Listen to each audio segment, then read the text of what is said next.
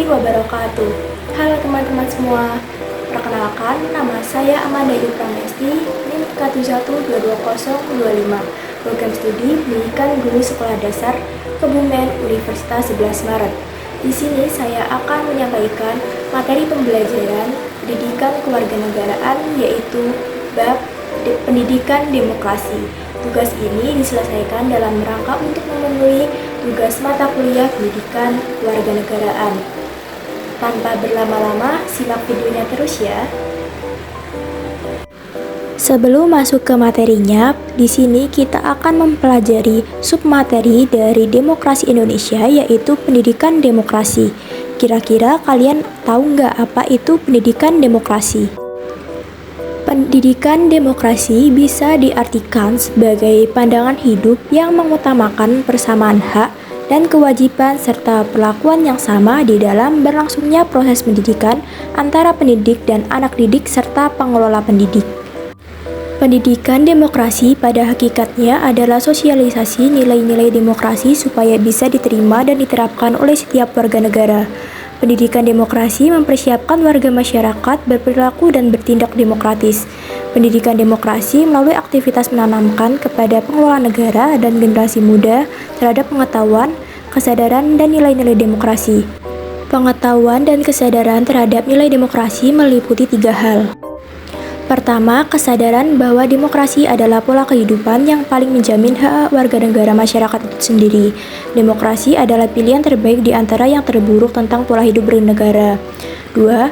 Demokrasi adalah sebuah learning proses yang lama dan tidak sekedar meniru masyarakat lain. 3. Kelangsungan demokrasi tergantung pada keberhasilan mentransformasikan nilai-nilai demokrasi pada masyarakat. Sekarang ini banyak kalangan menghendaki bahwa pendidikan kewarganegaraan sebagai mata kuliah pada pendidikan tinggi mengemban misi sebagai pendidikan demokrasi. Pendidikan kewarganegaraan adalah satu ciri dari pemerintah yang demokratis. Syarat-syarat dasar untuk terselenggaranya pemerintah yang demokratis di bawah rule of law menurut Miriam Budiarjo adalah: 1. Perlindungan konstitusional. Konstitusi selain menjamin hak individu harus menentukan pula cara prosedural untuk membentuk atas hak yang dijamin. 2. Badan kehakiman yang bebas dan tidak memihak atau independent and impartial tribunal. 3. Pemilu yang bebas. 4. Kebebasan untuk menyatakan pendapat. 5. Kebebasan untuk berserikat, berorganisasi, dan beroposisi.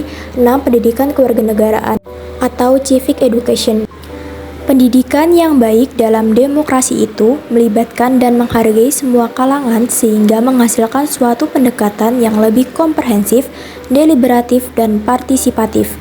Dalam satu pekerjaan rumah kita adalah tentang penumbuhan kesadaran politik kewargaan, yaitu bagaimana warga berdaya agar demokrasi Indonesia mewujudkan keadilan sosial dan kesejahteraan.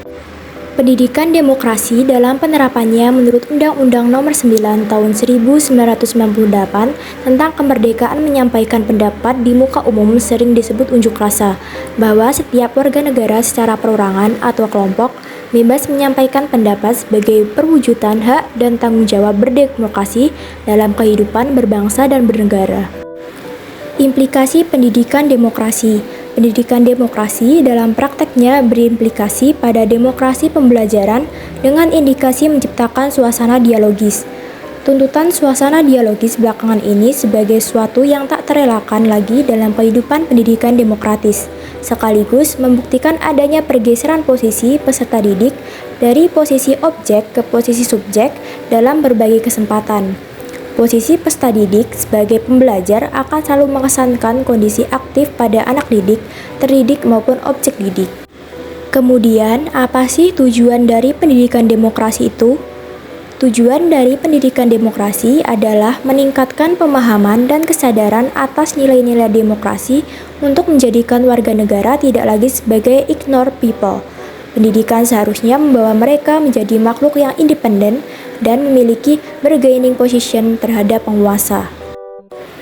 Oleh karena itu, tujuan dari pendidikan demokrasi itu mengajarkan anak berdemokrasi berarti mengalirkan seperangkat nilai-nilai demokrasi sebagai dasar filsafat hidup bahwa pribadi manusia adalah makhluk bebas dan sederajat dengan sesamanya. Hal ini penting dilakukan untuk membentuk watak dan karakter anak agar tumbuh menjadi manusia berkualitas, berkepribadian, serta bertoleransi dalam kehidupan bersama. Lalu, apa aja sih contoh dari pendidikan demokrasi itu? Contoh dari pendidikan demokrasi ini bisa diambil dari di sekitar kita yang ada di sekolahan, yaitu biasanya 1. Mengikuti dan melakukan pemilihan pengurus OSIS. 2. Bersikap adil, tidak membedakan teman. 3. Pembagian tugas piket secara merata. 4. Interaksi dan komunikasi yang baik antar guru dan siswa.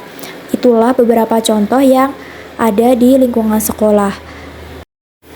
Nah, dari pemaparan materi pendidikan demokrasi tadi dapat diambil kesimpulan bahwa dengan mengajarkan anak berdemokrasi sejak dini, maka berarti kita telah ikut membantu mempersiapkan sebuah generasi penerus dengan prinsip-prinsip dasar demokrasi yang memegang teguh nilai-nilai etika, moral, dan sosial, dan apabila sekolah sudah mampu mewujudkan kehidupan yang demokratis, maka akan diiringi pula dengan terbentuknya negara yang demokratis. Nah, begitulah kiranya pemaparan dari pendidikan demokrasi di Indonesia. Terima kasih telah menyimak. Sekian pemaparan materi dari pendidikan demokrasi. Semoga apa materi yang saya sampaikan hari ini dapat bermanfaat bagi kita semua. Wassalamualaikum warahmatullahi wabarakatuh. Dadah.